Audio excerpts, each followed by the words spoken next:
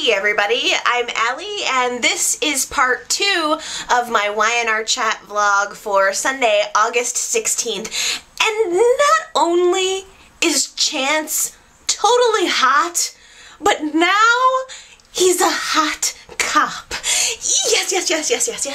Yes. I am totally on board with this. Very happy. And now if we could only get him into a uniform, that would make all of my dreams come true. I am totally warmed up, giving the green light, ready for a Chance and Chloe relationship. So toy with me no longer, YNR. It only took like, what, a total of 5 scenes, and I'm like, yes, I am on the wagon and ready for this. Chloe found out this week about Mac and Billy's secret relationship, and that was very hard on her, so Chance was there to console her. So adorable, so cute.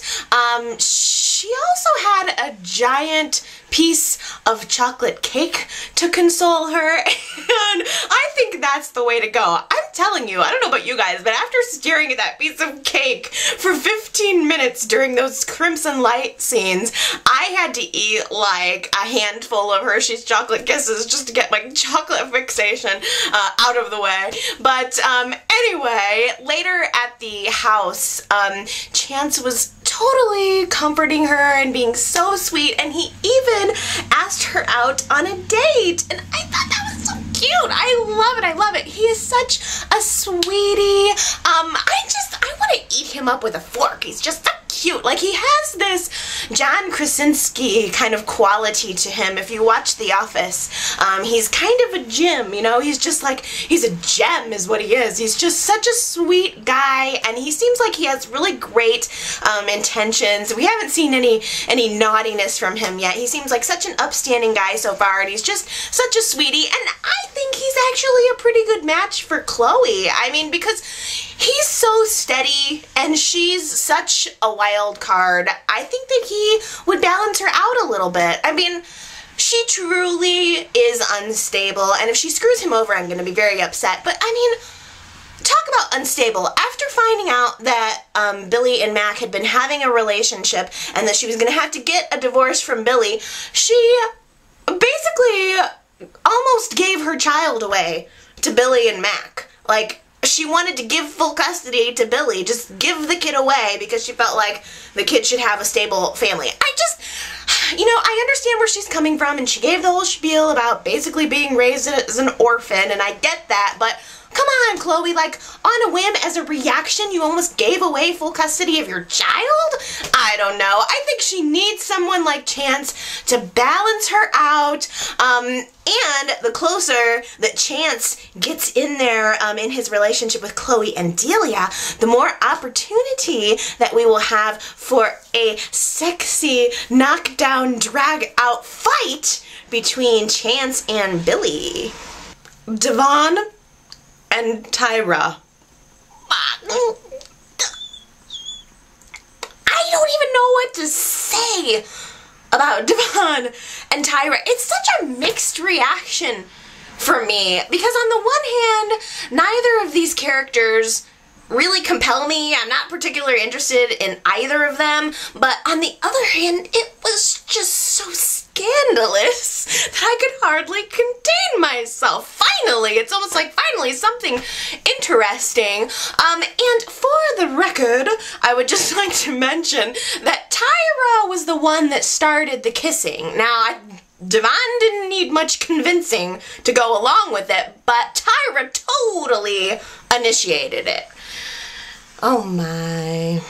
Oh my. I mean, only a few months ago, Tyra and Devon thought that they were aunt and nephew. I mean, I guess Tyra always knew that they weren't biologically related, but I think that they still had that connection nonetheless, and I would think that it would be hard in a matter of a couple of months to go from looking at your nephew as your nephew to sleeping with him. I don't know. I don't even know how that happened.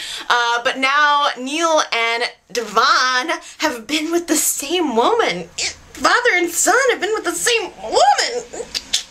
Ew, it's kind of ew, right?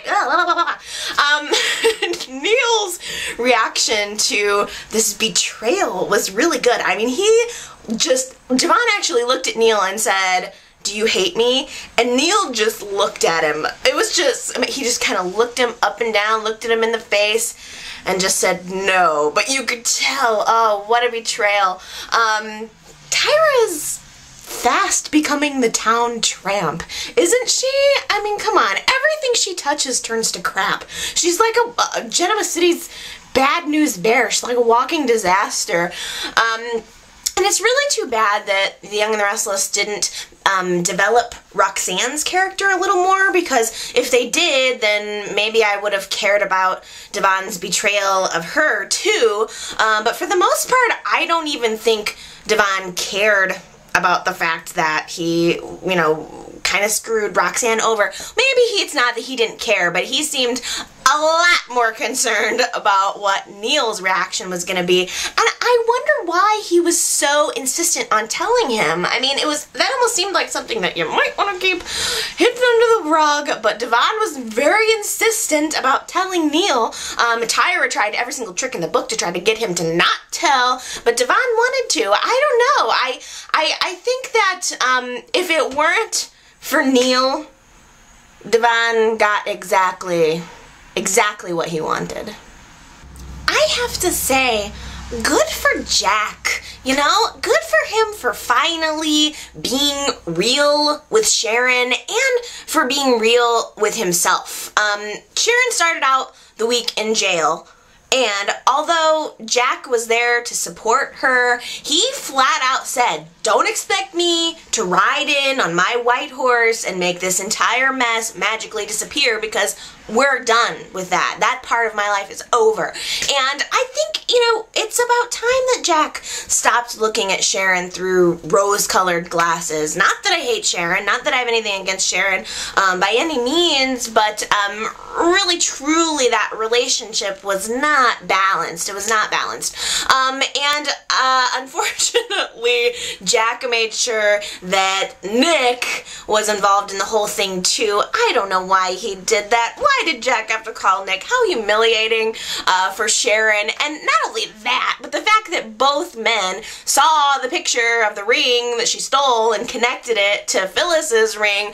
It was just, that was nothing short of absolutely humiliating. But Sharon has decided that she's going to take the voluntary hospital time instead of the possible jail time. And the thing is, Sharon only has one problem, and it's not kleptomania, it's Nickmania. And now she's gonna go and spend some time in the hospital, and I'm honestly hoping that maybe she will take this opportunity to reflect on her life, plan for the future, and just really come back a renewed person. You know, she needs to really just take some time for herself and really think about what it is that she wants for the future.